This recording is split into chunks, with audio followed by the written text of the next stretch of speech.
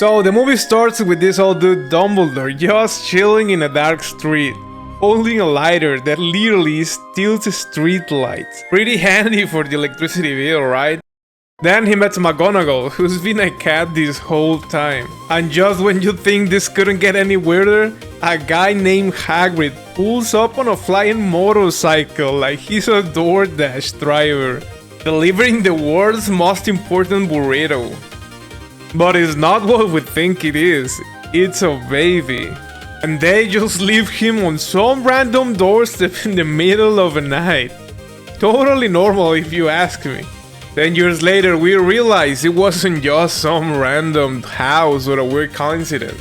That baby was Harry Potter, and they left him right on the doorstep of his aunt and uncle, Petunia and Vernon Dursley. And let me tell you, this is not the happy family reunion you would think. Harry's life is a total nightmare. He lives in a cupboard under the stairs, while his cousin Dudley is basically a human bowling ball. This kid has a meltdown because he got 36 presents instead of 37. My guy, at that age, if I even ask for 2 things at once, my mom will whoop me and send me straight to the Shadow Realm. But Dudley, he's out here acting like it's the end of the world. Then they head to the zoo, and things get a little bit weird. Harry starts talking to a snake like it's his long-lost cousin.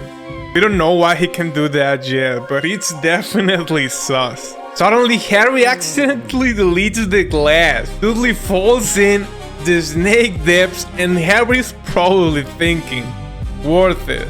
Oh, but Uncle Vernon, he loses it. Harry tries to explain it was like magic, but Vernon goes full rage mode, screaming like there's no such thing as magic. But the universe said, hold my beer. Suddenly, owls, hundreds of them, start pulling up like Amazon Prime, all delivering letters for Harry. They are airdropping envelopes through the chimney and every window. Vernon starts tweaking, full conspiracy mode, spreading mail and nailing the house shut like it's a zombie apocalypse. This man is doing the absolute most just to avoid Harry getting his mail, to the point that he drags the whole family to a shack in the middle of the ocean.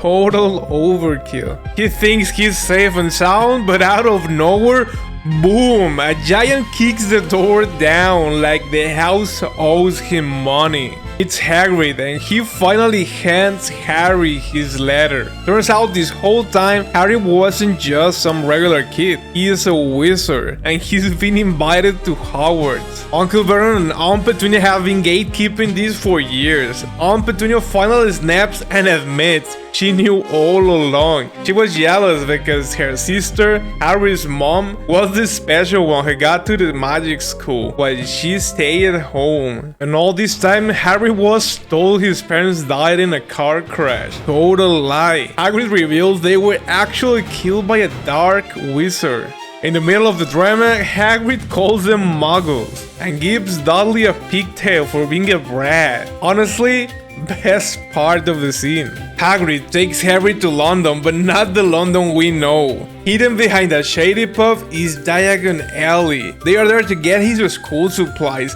For school supplies, you would expect pencils and notebooks, right? But no, Harry needs a cauldron, ropes, and literally a wand. Inside the pub, everyone treats Harry like a rock star. We meet Professor Quirrell, who seems a bit too nervous for a guy teaching at a magic school. Then we hit the Bank of Gringotts, run by goblins who look like they've never seen sunlight before. Harry finds out his parents didn't leave him broke. His vault is filled with gold coins, or maybe chocolate coins, but who cares, he's rich now. Before they leave, Hagrid picks up a mysterious top secret package from a high security vault. Super sauce. Our next stop is Ollivander's. Harry tries a bunch of wands and almost destroys the shop until he finds the wand. It glows like he just found a legendary item. But then Ollivander gets serious. He tells Harry that the wand that gave him his scar is the brother to the one he just bought. Harry asks who owned it, and Ollivander says we don't speak his name. He just tells Harry to expect great things, even if they are terrible. Later on, Hagrid finally tells Harry the truth about the man who killed his parents. His name is Voldemort. He explains that Voldemort went to the dark side, killed everyone who stood on his way, but when he tried to kill Harry, he couldn't. That's why Harry has the scar and why everyone knows his name. He is the boy who lived. Hagrid drops Harry off at a train station with a ticket but 0 directions. Luckily, Harry finds a family of redheads, the Weasleys. We all know redheads are basically magic by default, right? They show him how to get in. Just run straight through the wall, they say, and he actually does it. He makes it to the platform and boards the train.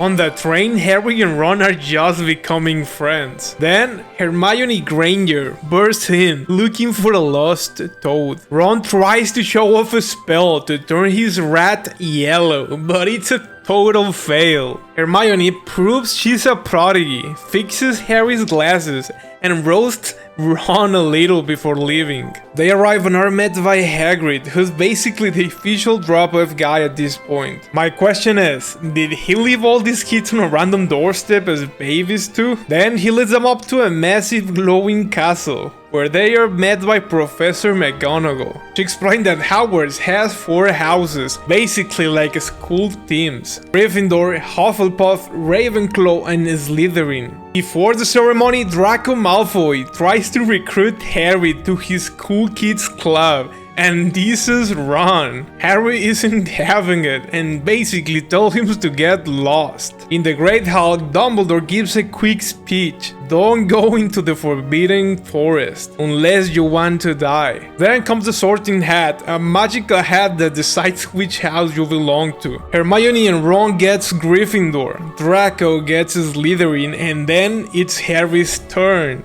The hat wants to put him in Slytherin, but Harry keeps whispering, not Slytherin. The hat listens and puts him in Gryffindor, right alongside Hermione and Ron.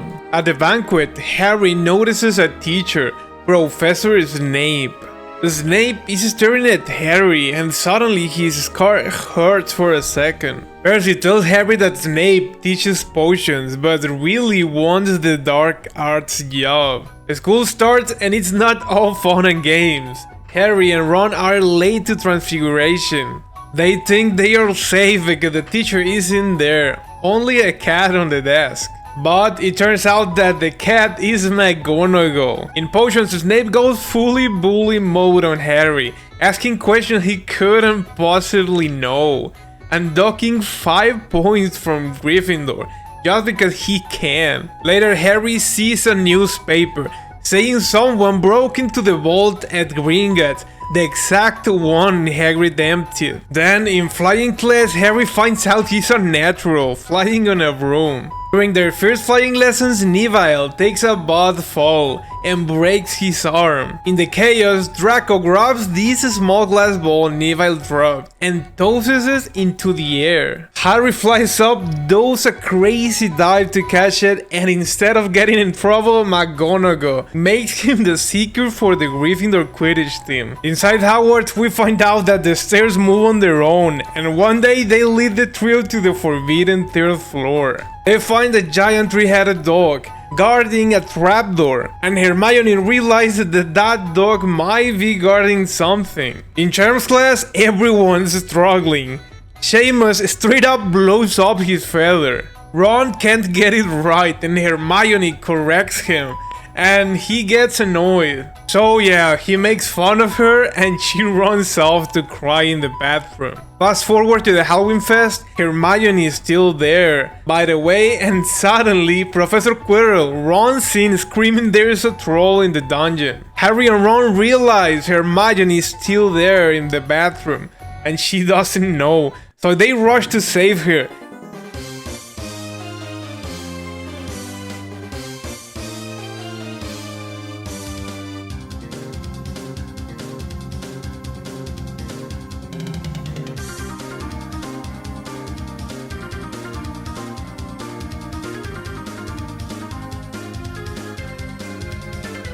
Harry ends up sticking up his wand to the troll's nose, while Ron finally lands the levitation spell to knock the troll out with his own club.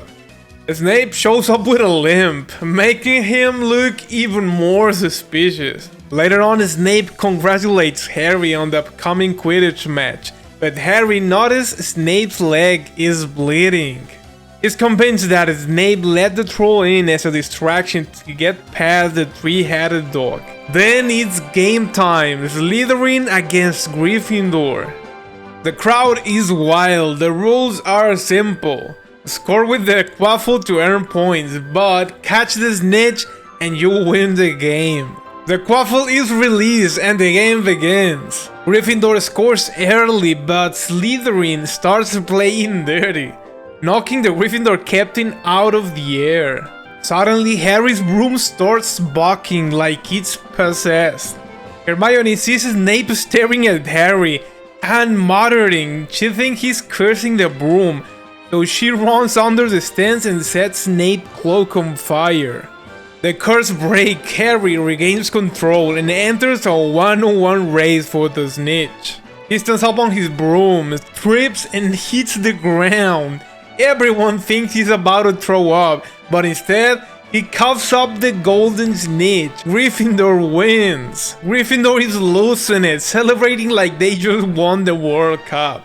But the trio is on a mission. They go to Hagrid and tell him that Snape is definitely trying to kill Harry and steal whatever that three-headed dog is hoarding. Hagrid's like, chill, Snape is a teacher. And then, classic Hagrid, he accidentally leaks a name, Nicholas Flamel. He tells them that whatever is under the dog is a secret between Dumbledore and Flamel. Christmas rolls around and Harry gets a gift with a note, saying it belonged to his dad, and he should use it well. It's an invisibility cloak. First thing Harry does, he heads straight to the restricted section of the library to stalk Nicholas Flamel. He almost gets caught by the janitor, but he vanishes like he's a ghost. While escaping, he sees Snape bullying Professor Quirrell, asking him whose side he's on. Snape definitely knows someone is watching, but he can't see a thing. Harry finds a creepy room with a giant mirror. He looks in and sees his parents standing right there with him. He runs to get Ron and see the mirror, but when Ron looks, he doesn't see Harry's parents.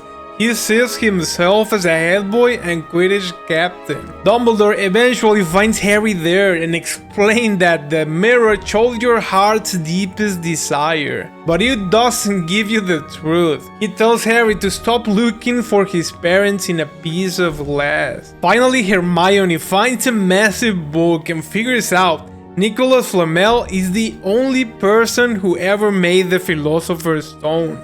And it's a rock that gives you eternal life and turns things into gold. That is what the dog Fluffy is sitting on. They go to Hagrid to warn him, but he's busy hatching a little dragon egg he won from a stranger at a pub. Malfoy is lurking at a window like a professional hater and snitches to McGonagall. Result, everyone gets attention, including Malfoy. The tension is in the Forbidden Forest at night, because apparently the best way to punish kids for being out of bed is to send them into a dark forest, full of monsters. They find unicorn blood on the ground. Harry finds a creature in a hood, literally drinking from a dead unicorn. It launches at him, but a centaur saves him and drops the truth that thing was Voldemort. He's drinking unicorn blood to stay alive until he can get the stone. The trio realize Voldemort is coming for the stone tonight. They try to warn McGonagall, but she says Dumbledore is out of town. They decide to do it themselves. Hagrid accidentally told them how to beat Fluffy. Just play some music.